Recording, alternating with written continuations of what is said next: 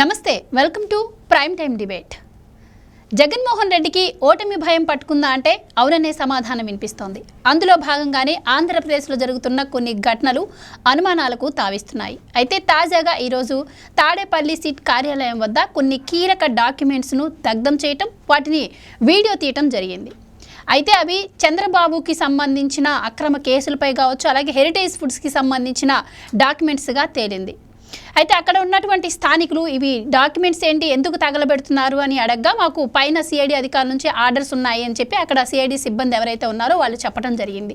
అయితే ఒకవేళ సిఐడి అధికారులే ఆర్డర్ ఇస్తే ఆ అధికారి ఎవరు, మరి అంత హడావుడిగా ఆ డాక్యుమెంట్స్ను దగ్ధం చేయడానికి గల కారణం ఏంటి, ఈ వివరాలన్నీ ఈరోజు డిబేట్లో చర్చించే ప్రయత్నం చేద్దాం. మనతో ఉన్నారు సీనియర్ పొలిటికల్ జర్నలిస్ట్ సత్యమూర్తి గారు, అలాగే మరో senior political journalist Durga Kumar గారు. నమస్కారం అండి ఇద్దరికి.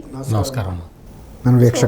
సత్యమూర్తి గారు, ఇప్పుడు ఈ డాక్యుమెంట్స్ దగ్ధం చేయడం ఏదైతే ఉందో ఆంధ్రప్రదేశ్లో కలకలం రేపుతుందనే చెప్పాలి. ఇప్పటి వరకు మనం అరెస్టులు చేయడం చూసాం, జైల్లో పెట్టడం కావచ్చు, అరెస్టులు చేయడం కావచ్చు. ఇప్పుడు ఈ డాక్యుమెంట్స్ తగలబెట్టడం మనం ఎలా చూడాలంటారు? అసలు అక్కడ స్థానికులు అడగగా వాళ్ళు చెప్తుంది ఏంటంటే మాకు పైనుంచి ఆర్డర్స్ ఉన్నాయి, మా ఆఫీసరే దగ్ధం చేయమని చెప్పారు. అసలు ఆఫీసర్ ఎవరై ఉంటారంటారు? ఇప్పుడు మీరు అడిగిన క్వశ్చన్ చిన్నదే, కానీ ఈ కేసు చాలా పెద్దది. ఈ కేసు మొత్తం కూడా చూస్తే మీకు మనం చాలా సీక్వెన్స్ ఆఫ్ ఇది చూస్తే చంద్రబాబు నాయుడు మీద కేసులు, స్కిల్ డెవలప్మెంట్ కేసుతో మొదలుపెట్టి ఆ ఇసుక ఏదో ఫ్రీగా ఇచ్చాడని, ఈ రకరకాల కేసులు అన్నమాట. ఈ ఇన్నర్ రింగ్ రోడ్డు, దీనికి ఈ రకమైన కేసుల్ని పెట్టేసి అసలు చంద్రబాబు నాయుడికి బెయిల్ రాకుండా చేద్దామని ప్లాన్ చేశారు. వేసి ఆయన తీసుకెళ్ళి ఆ స్కిల్ డెవలప్మెంట్ కేసు అని ఒకటి తీసుకొచ్చి ఆ స్కిల్ డెవలప్మెంట్ కేసులో 370 కోట్ల రూపాయల అవినీతి జరిగిందని కేసు మొదలుపెట్టారు. మొదలుపెట్టి సాక్ష్యాలు, ఆధారాలు ఇవన్నీ మరి ఉన్నాయా అని అడిగారు కోర్టులో. అడిగితే ఇప్పుడు అరెస్ట్ చేశాం కదా, ఇంక అరెస్ట్ చేసిన తర్వాత ఇప్పుడు తెస్తామంటారు. సాధారణంగా ఏం చేస్తారు అంటే, ఎవరన్నా ఒక విఐపిని అరెస్ట్ చేయాలి అంటే కేసు నమోదైన తర్వాత దానికి సంబంధించి ఆధారాలు సేకరిస్తారు. ఆధారాలు సేకరించిన తర్వాత ప్రైమా ఫేసి అంటే దీనికి సంబంధించిన ఆధారాలు ఉన్నాయి, లభ్యమైనవి అన్నప్పుడు వాళ్ళకి నోటీస్ ఇచ్చి ఆ నోటీసుకి వాళ్ళు ఇచ్చే సమాధానాన్ని బేస్ చేసుకొని అరెస్టు చేయాలా వద్దా అని ఆలోచించి అరెస్ట్ చేస్తారు. జగన్మోహన్ రెడ్డి ప్రభుత్వంలో ఇటువంటివి ఏవి ఉండవు. వాళ్ళ ఎమ్మెల్యేనో వాళ్ళ నాయకుడో ఎవడో కూడా కేసు పెడతాడు. జగన్మోహన్ రెడ్డికి అంకిత భావంతో పనిచేసే పోలీసులు కొంతమంది ఉంటారు. వాళ్ళు ఏం చేస్తారు, ఈ కేసు ఆ కంప్లైంట్ తీసుకొని ఆ కంప్లైంట్లో ఏముందో అదే రాస్తారు, వచ్చి అరెస్ట్ చేసి తీసుకెళ్ళిపోతారు. అదేంటండి మాకు నోటీస్ ఇవ్వాలి కదా ముందరా అంటే ఇచ్చాం పో అంటారు. ఇట్లాగే ఒక జర్నలిస్ట్ ఒక ఆయన ఉన్నాడు, కొల్లు అంకబాబు అని. ఆయన ఏం చేశాడంటే, ఏదో ఒక సీఎం ఆఫీసులో ఉన్న ఒక వ్యక్తికి సంబంధించి ఎవరో ఒకళ్ళు దొంగ బంగారం తీసుకొస్తూ ఎయిర్పోర్ట్లో పట్టుబడ్డారు. పట్టుబడితే అది ఎవరో సోషల్ మీడియాలో పోస్ట్ పెట్టారు. పోస్ట్ పెడితే ఈ కొల్లు అంకబాబు అని చాలా సీనియర్ జర్నలిస్ట్, నాకన్నా కూడా చాలా సీనియర్ జర్నలిస్ట్, ఆయన ఏం చేశాడు అంటే, ఆయనకు ఒక గ్రూప్ ఉందన్నమాట, జర్నలిస్టులు, పోలీస్ ఆఫీసర్లు చాలామంది ఉన్న గ్రూప్ ఒకటి ఉంది. ఈయన ఆ వచ్చిన సోషల్ మీడియా పోస్ట్ని ఆ గ్రూపులో పోస్ట్ చేశాడు. ఎందుకు, అందరూ పోలీస్ ఆఫీసర్లు కూడా అందులో ఉన్నారు, అందులో నిజమో అబద్ధమో చెప్తారన్న ఉద్దేశంతో పోస్ట్ చేస్తే వెంటనే పోలీసులు ఏం చేశారు అంటే, నువ్వు అసలు ముఖ్యమంత్రి కార్యాలయాన్ని బదనాం చేస్తావా అని చెప్పి అర్ధరాత్రి వచ్చి, చాలా సీనియర్ జర్నలిస్ట్, చాలా పెద్ద పెద్ద పత్రికల్లో పనిచేశాడు, చాలా డిగ్నిఫైడ్ పర్సన్, ఆయన్ని తీసుకొచ్చి అర్ధరాత్రి మొత్తం పోలీసులు కమ్మేశారు. కమ్మేసి మొత్తం ఇప్పుడు పద అంటారు. అంటే నేను రేపు పొద్దున వస్తానండి, నేను ఎక్కడికి పారిపోయే వ్యక్తిని కాదు, అని బతిలాడినా వినలే. నాకు బీపీ ఉంది, షుగర్ ఉంది, ఆ మందులు తీసుకుంటానంటే వినలే. నువ్వు రావాల్సిందే అని చెప్పి రక్కపుచ్చుకొని ఈడ్చుకుపోయారు. ఈడ్చుకుపోయిన తర్వాత తీసుకుపోయి మరుసటి రోజు జడ్జి దగ్గర ప్రొడ్యూస్ చేస్తే, జడ్జి దగ్గర ప్రొడ్యూస్ చేయంగానే జడ్జి అడిగింది, ఒక లేడీ జడ్జి, ఆమె అడిగింది, మీకు 41A నోటీస్ ఇచ్చారా అని అడిగింది. నాకు నోటీస్ ఏమి ఇవ్వలేదండి, నేను జర్నలిస్ట్ని, నేను చెబుతున్నా కానీ వినలేదండి, పోలీసులు రెక్కపుచ్చుకొని లాక్కొచ్చారు అని ఆయన చెప్తే, లేదు లేదు మేము నోటీస్ ఇచ్చామండి, ఆయన రిజెక్ట్ చేశాడు, తీసుకోలేదు అని పోలీసులు చెప్పారు. దానికి సీసీ కెమెరా ఫుటేజ్ ఉందా అని అడిగింది జడ్జి. అడిగితే లేదండి, ఇచ్చామండి, ఇవ్వలేదండి, ఇచ్చామండి, సీసీ ఫుటేజ్ లేదండి, అది లేదండి, ఇది చెప్పారు తప్ప అసలు ఆ నోటీసు విషయం వాళ్ళు ఇవ్వాల, నోటీస్ ఇవ్వాల. దాంతో జడ్జి పోలీసుల్ని చివాట్లు పెట్టి కొల్లు అంకబాబుని రిలీజ్ చేసింది. ఇమ్మీడియట్గా పంపించండి, మర్యాదగా తీసుకెళ్ళి మర్యాదపూర్వకంగా ఆయన ఫ్లాట్లో దించిరండి అని చెప్పారు. అంటే ఇది ఎందుకు చెప్పాను అంటే, జగన్మోహన్ రెడ్డి ప్రభుత్వంలో కేసులు ఎట్ట కడతారు, మనుషుల్ని ఎట్ట ఎత్తుకుపోతారు అని చెప్పటానికి వేరే వాళ్ళది కాకుండా మా జర్నలిస్ట్ ఉదాహరణే ఒకటి చెప్పాను మీకు. ఈ తరహాలో చంద్రబాబు నాయుడు ఈ ప్రాజెక్టుల దీనికి వెళ్తే, ప్రాజెక్టులు సందర్శించి అందులో జగన్మోహన్ రెడ్డి ఏం ఖర్చు పెట్టాడు, ఈ 4 ఏళ్లలో ఆయన ఖర్చు పెట్టింది ఎంత, నేను నా 5 సంవత్సరాల కాలంలో నేను ప్రాజెక్టులకు ఖర్చు పెట్టింది ఎంత అని చెప్పటానికి ఒక మాజీ ముఖ్యమంత్రి స్థాయిలో ఆయన వెళ్తూ తిరుగుతూ ఉంటే, నంద్యాల వెళ్ళేసరికి నో నిన్ను స్కిల్ డెవలప్మెంట్ కేసులో అరెస్ట్ చేసామని చెప్పి అర్ధరాత్రి వెళ్ళి తలుపులు కొట్టి, ఆయన ఉండే కారులో నుంచి తలుపులు కొట్టి ఆయన ఎత్తుకొని వచ్చారు. ఈ తరహా జరిగిన తర్వాత ఆ తర్వాత మళ్ళీ ఆయనకి బెయిల్ వస్తుందేమోనని ఆయన మీద రకరకాల కేసులు పెట్టేశారు. ఒక కేసు గురించి చెప్తాం మీతో. చంద్రబాబు నాయుడు ప్రభుత్వం ఉన్నప్పుడు ఇసుకని ఉచితంగా ఇచ్చింది ప్రజలకి. ఉచితంగా ఇస్తావా ఇసుకని, ఎంత తప్పు అది, ప్రభుత్వానికి ఎంత నష్టం చేసావు నువ్వు అని ఒక కేసు పెట్టారు. ప్రభుత్వము ఉచితంగా ఇసుక ఇస్తే అది కుంభకోణమా? జగన్మోహన్ రెడ్డి ఏం చేశాడు, జేపీ వెంచర్స్ అనే కంపెనీని పెట్టి ఆ కంపెనీ ద్వారా ఇసుక అమ్మించి ప్రభుత్వానికి ఎంత వచ్చిందో లేకపోతే ప్రైవేటు కంపెనీలకు ఎంత వచ్చిందో అదంతా చూసాం. ప్రజలకి ఫ్రీగా ఇచ్చాడని చెప్పి ఆయన మీద కేసు పెట్టారు. ఈ తరహా కేసుల్లో ఇంకొకటి inner ring road case. Inner ring road ఉందా అమరావతికి? లేదు, అసలు ఇంతవరకు వేయలే. నువ్వు ఇన్నర్ రింగ్ రోడ్డు వేస్తానని చెప్పి నువ్వు కొంతమందికి లాభం చేకూర్చావు అని కేసు పెట్టారు. ఆ తరహాలో కేసు పెట్టి ఇప్పుడు ఏంటి, ఆ ఇన్నర్ రింగ్ రోడ్డు కేసులో ఇన్నర్ రింగ్ రోడ్డుని అట్లా తీసుకెళ్ళి అలైన్మెంట్ చేసి హెరిటేజ్ ఫుడ్స్కి లాభం చేకూర్చారు అనేది అభియోగం. తెలుగుదేశం పార్టీ జాతీయ ప్రధాన కార్యదర్శి నారా లోకేష్ని ఈ కేసుకు సంబంధించి 2 సార్లు 3 సార్లు పిలిచారు. పిలిచి వాళ్ళు అడిగిన క్వశ్చనేర్ని చూసిన తర్వాత అప్పుడు వీళ్ళందరికీ అర్థమైంది ఇన్నర్ రింగ్ రోడ్ అసలు రాలేదు అక్కడ. ఆ వేసిన అలైన్మెంట్ కూడా హెరిటేజ్ భూముల లోపల నుంచి వెళ్ళింది. అంటే చాలా నష్టం, హెరిటేజ్కి నష్టం జరిగింది.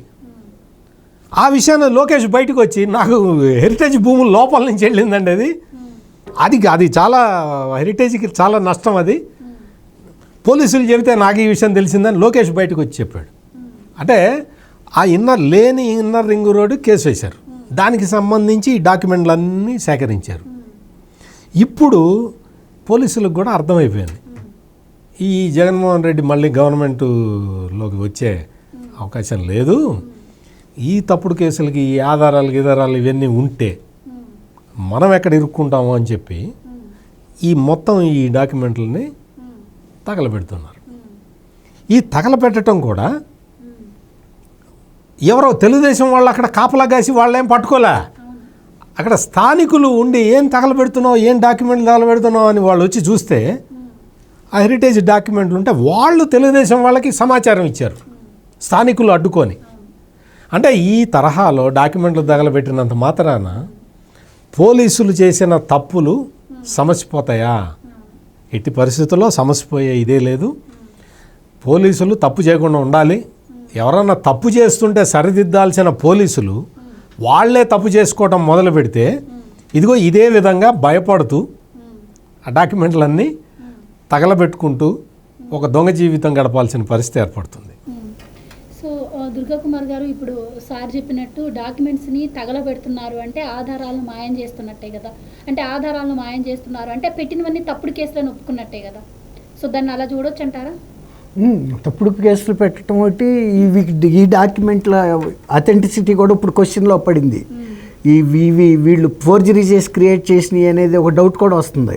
ఇప్పుడు నిజంగా కనుక అథెంటిక్ డాక్యుమెంట్స్ అయితే ఆ కేసు అయితే ఫైల్ అయితే చేశారు కదా, ఏదో ఒక ఎఫ్ఐఆర్ నెంబర్ ఇచ్చి ఆ ఎఫ్ఐఆర్ నెంబర్కి సంబంధించిన ఎవిడెన్సెస్ బాధ్యత వీళ్ళకుంటుంది.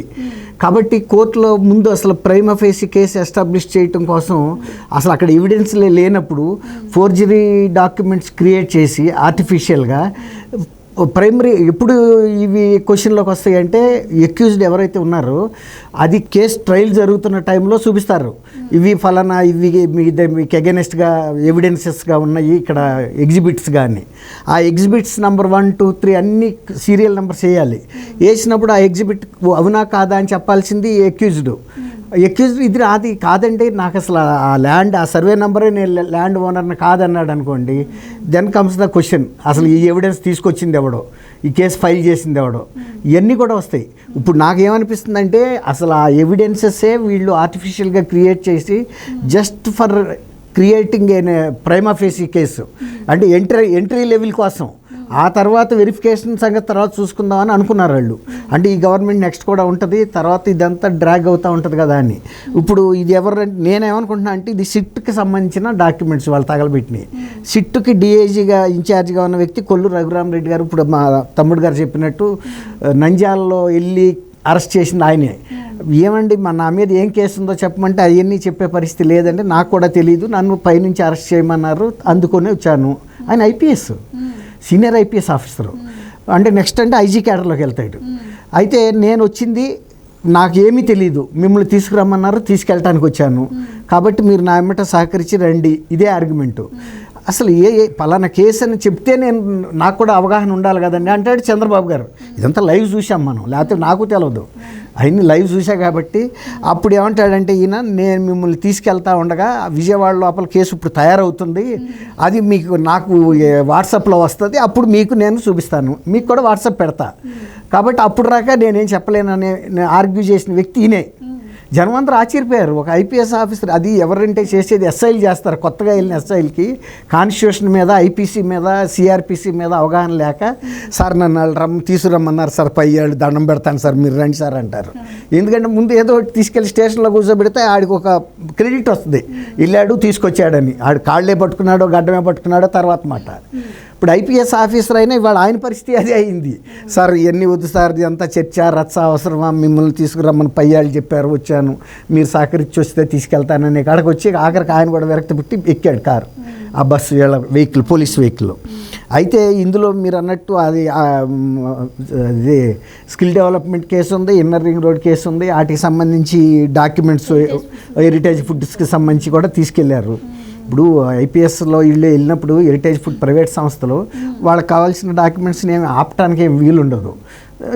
చర్చ్ వారెంట్తో వెళ్తారు, లేకపోతే రిక్వైర్మెంట్ ఉంది మాకు మీ అకౌంట్స్ సబ్మిట్ చేయమని చేస్తారు, ఏం తప్పేం లేదు, తీసుకెళ్లారు. అయితే ఇక్కడ జరిగింది ఏంటంటే ఇప్పుడు అవి కనుక నిజమైన డాక్యుమెంట్స్ అయితే తగలబెట్టాల్సిన అవసరం ఏముంది. అది వాళ్ళు కరెక్ట్గా కరెక్ట్ సోర్స్ నుంచి తెచ్చారనుకోండి, సర్టిఫైడ్ కాపీస్, అదే అన్నా. అవును, లేని పేపర్స్ కూడా. అవును, అసలు అదేంటి, అసలు మీరు చదివింది ఆ స్టాన్ఫర్డ్ యూనివర్సిటీ ఎందుకు ఎన్నుకున్నారు, ఆ ఎంబీఏలో ఫలానా సబ్జెక్ట్ ఎందుకు ఎన్నుకున్నారు, మీకు కాఫీ ఇష్టమా, టీ ఇష్టమా, మీకు ఇడ్లీ తింటారా, పొద్దున పూట ఏం తింటారు అని అదేదో ఒక ఐటెం చెప్పాడు అనుకో, అదే అంటే ఎందుకు ఇష్టం. జరిగిన ఇంటరాగేషన్ ఇది. చివరికి ఐటీ రిటర్న్స్ మీయేనా అంటే నాయే కానీ మీకెట్టా వచ్చినాయి అని అడిగితే వాళ్ళు డిఫెన్స్లో పడ్డారు. ఇప్పుడు ప్రైవేట్గా ఉండే ఫైలింగు బయట వాళ్ళకి చెప్పాల్సిన అవసరం లేదు. అది ఐటీ కూడా ఇవ్వదు. మరి వీళ్ళు ఎట్టా తీసుకొచ్చారో తెలీదు. అది అప్పుడు వాళ్ళ డిఫెన్స్లో పడి మనమే తప్పు చేశాం కదా అని ఇది. ఇప్పుడు కూడా ఈ తగలబెట్టిన డాక్యుమెంట్స్ ఆ ఊరాళ్ళు వచ్చి అడిగారంట, ఏమయ్యా ఎన్ని ఫైల్ తెచ్చేస్తుంటే ఎవరికైనా అనుమానం వస్తుంది కదా. ఎవరన్నా ఇదివరకు కోర్టులో కూడా ఒకసారి నరసరావుపేట కోర్టు నుంచి ఒక మినిస్టర్ దొంగతనం చేసుకుని ఆ పత్రాలు ఆయనకు సంబంధించిన కేసు ఎత్తుకుపోయారు. ఇట్లాగే అనఫిషియల్ నెల్లూరులో అట్లాంటిది అని అనుకుని అడిగారు కాకాని గోవర్ధన్ రెడ్డి. అది రాత్రిపూట వచ్చేసి కోర్టులోకి వెళ్ళి వాళ్ళకి కావాల్సిన పేపర్స్ తీసుకెళ్ళారు. దొంగలు మళ్ళీ పడింది. దొంగలకి ఏం తెలుస్తుంది, ఏ ఫైల్ ఎక్కడుంది, ఆ ఎల్డీసీకి తెలుస్తుంది ఆ సెక్షన్. ఆడిని కూడా ఎమ్మడి పెట్టుకెళ్ళి కరెక్ట్గా ఆ పేపర్స్ వరకే పికప్ చేసుకుని వెళ్ళిపోయారు. దొంగలకి ఏం అవసరం, దొంగలతో పట్టుకెళ్తాను కోర్టులో ఏమన్నా నగలు ఉంటాయా లేకపోతే క్యాష్ ఉంటుందా, పిచ్చి ఫైళ్ళు ఉంటాయి. ఎవడో నీ కేసు నా బోట్ కేసు ఇన్ కేసు ఆడేం చేసుకుంటాడు, ఆ కేసు ఫైళ్ళు ఎత్తుకెళ్ళి. కానీ ముఖ్యంగా ఆ ఫైల్కి సంబంధించి ఎత్తుకుపోయారు. ఇది అయితే ఏమైందంటే ఇప్పుడు ఈ డాక్యుమెంట్స్ తగలబెడుతుంటే అవి కరెక్ట్ డాక్యుమెంట్స్ కాకపోతే కనుక ఫోర్జెడ్ డాక్యుమెంట్స్ వీళ్ళ మీద కేసు బుక్ చేయాల్సి వస్తుంది. తను పిచ్చి ఫ్యాబ్రికేటెడ్ ఫైల్ తయారు చేశారని. నేను అందుకని అట్లాంటి ఫ్యాబ్రికేటెడ్ ఫైల్స్ కాబట్టి వీటిని తగలబెట్టుంటారు. అదే ఒరిజినల్ ఫైల్ అయితే బోల్డ్ కష్టపడి వాళ్ళ ఎన్ని తీసుకొచ్చిన సాక్ష్యాలని తగలబెడతామా? ఇప్పుడు మన చేతితో పెంచిన పంటను మనం తగలబెట్టం కదా.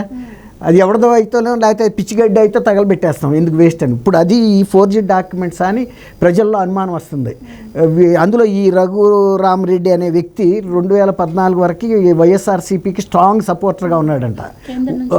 వచ్చి నేను తర్వాత చెప్తా. అది ఉండి 2014లో టీడీపీ గెలవగానే వెంటనే ఫస్ట్ 1 month లోపలే సెంట్రల్ సర్వీస్కి డిప్యుటేషన్ మీద వెళ్ళిపోయాడు అని చెప్తున్నారు డిపార్ట్మెంట్లో.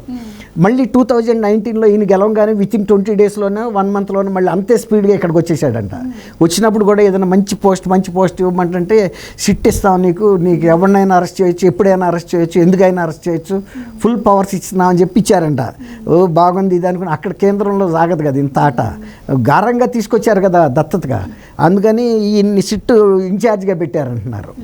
ఆ స్పీడ్లో ఇప్పుడు రేపు 2024 రేపు 1 monthలో జరిగే ఎలక్షన్లో వైఎస్ఆర్సీపీ ఓడిపోతున్నట్టు ఈయనకి తెలియకుండా ఎందుకు సిట్లో అధికారిగా ఉన్న వ్యక్తికి మళ్ళీ వెళ్ళిపోతే కనుక ఈ ఫైళ్ళు నేను తయారు చేసిన ఆర్టిఫిషియల్ ఫైల్స్ అన్నీ ఇక్కడ ఉంటే నా మీద కేసు ఫైల్ చేసి ఢిల్లీ నుంచి మళ్ళీ ఇక్కడికి రావాల్సి వస్తుంది ఈ వాయిదాలకి. అందుకని ఈ ఫైళ్ళు అన్నింటినీ ఇచ్చి సొంత భద్రతా సిబ్బందికి ఇచ్చాడంట ఆ డ్యూటీ. ఎవడు పడితే ఆడికి డిపార్ట్మెంట్లో ఇవ్వకుండా అంటే కాన్ఫిడెన్స్తో ఇచ్చిన తర్వాత కూడా వీడు ఎవడన్నా తీసుకెళ్ళి ఇంకోటికి అందించాడా, తగలబెట్టకుండా వదిలితే ఎవడో నీ బోట్ ఆడుకో నా బోట్ ఆడుకో దొరికి ఇదేదో హెరిటేజ్ వాళ్ళది కనపడుతుందని తీసుకెళ్ళి హెరిటేజ్ ఆఫీసులో ఇస్తారు కదా.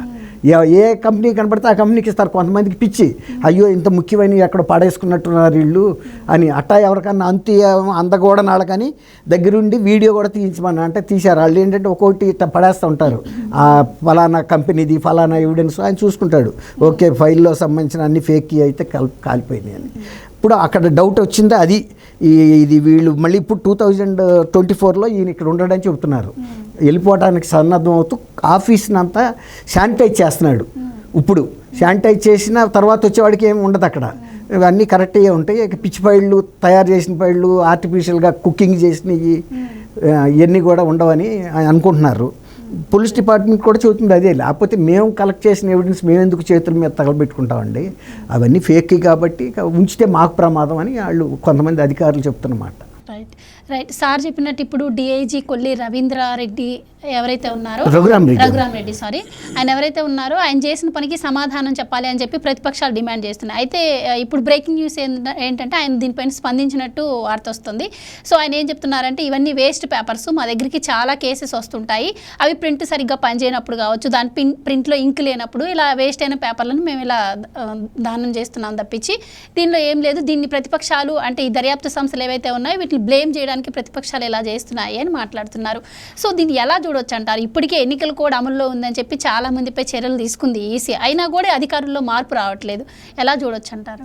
జనరల్గా అమ్మా అంటే నువ్వు గొడచారి సినిమాలు చాలా చూసి ఉంటావు కదా, ఏదైనా సరే ఒక పేపర్ని డిస్ట్రాయ్ చేయాలి అంటే మామూలు ఈ ఆఫీసుల్లో ఇటువంటి సీక్రెట్ ఆఫీసుల్లో ఒక చిన్న యంత్రం ఉంటుంది, అందులో పెడితే పేపర్ పీస్ అయిపోతుంది అన్నమాట.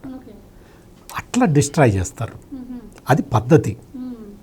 ఏదైనా సరే నీకు ఎక్స్ట్రా ఇది ఉన్నది లేదా ఎక్స్ట్రా కాపీ ఉన్నది, ఈ కాపీ బయటికి వెళ్ళకూడదు అనుకున్నప్పుడు దాన్ని డిస్ట్రాయ్ చేసే విధానం అది ప్రతి కార్పొరేట్ ఆఫీస్లో ఉంటుంది, ప్రతి పోలీసు దీంట్లో కూడా ఈ investigative agencies, top investigative agencies వాటిట్లో ఇది ఉంటుంది. అట్లా డిస్ట్రాయ్ చేస్తారు తప్ప ఫైళ్ళు తగలపెట్టరు. ఫైలు తగలపెట్టడం అంటేనే ఇల్లీగల్ ఎఫ్ఐఆర్. ఫైళ్ళు తగలపెట్టాలి అంటే మీకు చాలా ప్రొసీజర్ ఉంటుంది. ఒక మేజిస్ట్రేటు దానికి పర్మిషన్ ఇవ్వాలి. ఇటువంటి రకరకాల ఇవి ఉంటాయి. నీ ఇష్టం వచ్చినట్టు తగలపెట్టడానికి వీల్లేదు. ఒక ప్రొసీజర్ ఉంటుంది దానికి కూడా. పాత ఫైళ్ళు డిస్పోజ్ చేయాలి అంటే దాని టైం లిమిట్ అయిపోయిన తర్వాత, లేదు కొన్ని చోట్ల ఏంటంటే డిజిటలైజేషన్ చేస్తారు కదా, ఆ తర్వాత ఫైళ్ళు తీసేస్తారు. దానికి ప్రొసీజర్ ఉంటుంది. ఆ ప్రొసీజర్ ఏది ఫాలో కాకుండా ఎక్స్ట్రా ఉన్న తగలబెట్టానండి అంటే ఒక ఐపీఎస్ అధికారి అట్లా చెప్పటమే తప్పు. అట్లా ఫైళ్ళు తగలపెట్టడమే తప్పు. నువ్వు ఫైళ్ళు తగలపెట్టకూడదు. అది వేస్ట్ పేపర్ అయితే నీకెందుకు? ఇంకొక పెద్ద బిల్డింగు రెంట్కి తీసుకొని ఆ పెద్ద బిల్డింగులో పెట్టాలి. ఇంకో పెద్ద గవర్నమెంట్కి బిల్డింగులు తక్కువ ఉన్నాయా, లేకపోతే చెదలు పట్టకుండా వేసే ఆ గోళీలు తక్కువ ఉన్నాయా? తక్కువ లేవు కదా. నువ్వు ఫైళ్ళు ప్రిజర్వ్ చేయకుండా ఎందుకు తగలబెట్టావు? Point number 1. అవి ఇంపార్టెంట్ డాక్యుమెంట్లు కాదని నువ్వెవరికి చెప్పడానికి? అందులో హెరిటేజ్ హెరిటేజ్ హెరిటేజ్ అని కనిపించింది. ఇందాక దుర్గా కుమార్ గారు చెప్పినట్టు నిజంగా హెరిటేజ్ ఆఫీస్ నుంచి వాళ్ళు తెచ్చుకున్న డాక్యుమెంట్లు అయితే తగలబెట్టాల్సిన అవసరం ఏంటి? అవి ఏమన్నా ఫోర్జ్డ్ డాక్యుమెంట్లా? నువ్వు ఫోర్జ్డ్ డాక్యుమెంట్లు అయితే కదా నీకు భయం పుట్టేది. అందుకు కదా నువ్వు తగలబెట్టించేది. ఇది తెలుగుదేశం అడుగుతున్నది. ఇప్పుడు ఇందులో మరి మీకెట తెలుసా? తెలుగుదేశం వాళ్ళకు కూడా తెలియదు కదా నువ్వు తగలబెడుతున్నట్టు. అక్కడ స్థానికులు వచ్చి చూసి ఎందుకు ఇక్కడ తగలబెడుతున్నావు అని వచ్చి వాళ్ళు చూసి హెరిటేజ్ అని ఉంది అని చెప్పి వాళ్ళు ఫోన్ చేసి చెబితే అందరికీ తెలిసింది. సోషల్ మీడియాలో ఫైళ్ళు తగలబెడుతున్నారని వస్తే చూస్తే హెరిటేజ్ అని కనిపించింది. అప్పుడు తెలుగుదేశం వాళ్ళు వెళ్ళి ఇదేంటి ఎందుకు తగలబెడుతున్నారు అని చెప్పి అడుగుతున్నారు. దీనికి కరెక్ట్ సమాధానం చెప్పాలి. ఇంకోటి ఏంటంటే ఇందాక మీరు కూడా అన్నారు కదా, ఈయన కేంద్రానికి డిప్యుటేషన్ మీద వెళ్తాడు. ఇప్పుడు డిప్యుటేషన్కి కూడా కొన్ని రూల్స్ ఉంటాయి. ఒకసారి వెళ్ళేసి మళ్ళీ వచ్చి నేను మళ్ళీ వెళ్తాను, అదేం మన అత్తగారి ఇల్లు కాదు. మన ఇష్టం వచ్చినప్పుడు పోవటానికి, మన ఇష్టం వచ్చినప్పుడు రావటానికి. దానికి డెప్యుటేషన్కి కూడా అందులో కేంద్ర ప్రభుత్వంలో ఇటువంటి ఆటలు సాగవు. ఈయన ఎన్ని ఫైళ్ళు తగలబెట్టినా ఎంత ఇదైనా ఆయన కనుక ఏదన్నా తప్పు చేసి ఉంటే ఖచ్చితంగా దొరుకుతాడు. దాన్ని కూడా ఇంకొకటి దీనికి కంటిన్యూషన్. ఇప్పుడు నిజంగా కనుక ఈ జిరాక్స్లో చెడిపోయో, ప్రింట్ రానియో, ఫేడ్ అవుట్ అయినయో అయితే వీడియో చేయాల్సిన అవసరం లేదు కదా. ఇప్పుడు ఆయన కన్ఫర్మ్ చేసుకోవడానికి వీడియో తీయమన్నాడు, వీళ్ళు అరకొరగా కాల్ చేస్తారు. అదే అన్నా, అదే మరి అందుకు అరకొరగా చేసి వస్తారేమో వీళ్ళు, మళ్ళీ నాకు మెడక చుట్టుకుంటుందని ఆయన చూసుకోదలుచుకున్నాడు. ఒకవేళ కనుక వీళ్ళు అరకొరగా చేసి ఉంటే ఇంకో మనిషిని పంపేవాడు, ఇంకా కొంత పెట్రోల్ కిరసనాయిలు వేసి కాల్చిరమ్మని. ఇవాళ రేపు పెద్ద పెద్ద శవాలే కాల గవర్నమెంట్ అంత్యక్రియలు, ఇది అధికారికంగా చేసిన అంత్యక్రియల్లో బాడీలు కాలని చరిత్ర చూసాం మనం. అట్లాగే ఈ ఫైళ్ళు కూడా అరకొరగా కాల్చేస్తారని ఆయనకు అనుమానం. తప్పులేదు, ఒక పై అధికారిగా అజాగ్రత్త ఉండాలి. కింద పూర్తిగా నమ్మే పరిస్థితులు కాదు. వాడికేం తెలుసు దీని ప్రాధాన్యత ఏంటో, రేపు ఎవడక మెడక చుట్టుకుంటుందో. అట్లా ఇప్పుడు అడగండి మీ క్వశ్చన్. అదే సార్, ఇప్పుడు స్థానికులు అక్కడ చూశారు కాబట్టి తెలిసింది. లేదు అంటే ఇలాంటివి ఎన్నో జరుగుతూ ఉన్నాయి. మరి దీనికి సంబంధించి చర్యలు తీసుకోవాలని చెప్పి ఇప్పటికీ టీడీపీ డిమాండ్ చేస్తూ ఉంది. ఈ సంబంధిత అధికారులపై ఎలాంటి చర్యలు తీసుకునే అవకాశం ఉంటుంది? మంచి ప్రశ్న అమ్మా. ఇప్పుడు మనం ఒక పొలం ఉంది, మనం పొలంలో పైరు వేసాము. పొలంలో పైరుని అడవి పందులో, మేకలో, గొర్రెలు వచ్చి తినొద్దని మనం కంచి వేసాము. కంచి ఉంది కాబట్టి మనం ధైర్యంగా ఉన్నాము. ఆ కంచే రాత్రిపూట మనం లేనప్పుడు ఒక పంట తింటుంది అనుకో, మనం ఎవరికి చెప్పుకోవాలి? కంచేసింది ఎందుకు ఇంత ఖర్చు పెట్టి? అది తిందనే కదా, ఇతరాటిని రానివ్వదని. కానీ కంచె చేయని వేస్తే చెప్పడానికి ఏం లేదు. కాబట్టి ఇక కంచె చేయని వేసినప్పుడు తూర్పు తిరిగి దండం పెడతాం. అది రైట్. చూస్తూ ఉన్నారు కదా, మరి ఏపీలో జరుగుతున్న ఘటనలు దీనిపై ఈరోజు జరిగిన ఈ దగ్ధం ఘటన ఏదైతే ఉందో ఫైల్స్ని దీనిపై చర్యలు తీసుకోవాలి, అలాగే విచారణ జరిపించాలి అని చెప్పి ప్రతిపక్షాలు డిమాండ్ చేస్తూ ఉన్నాయి. ఇప్పటికే కొంతమంది అధికారులపై చర్యలు తీసుకున్నా కూడా మిగతా అధికారులు ఇంకా మార్పు రానటువంటి పరిస్థితిని మనం చూస్తూ ఉన్నాం. ఇది వాళ్ళ డిబేట్. మరో డిబేట్తో మళ్ళీ కలుద్దాం. Keep watching. Thank you so much. నమస్తే. గోవర్ధన మన వీక్షకులు కూడా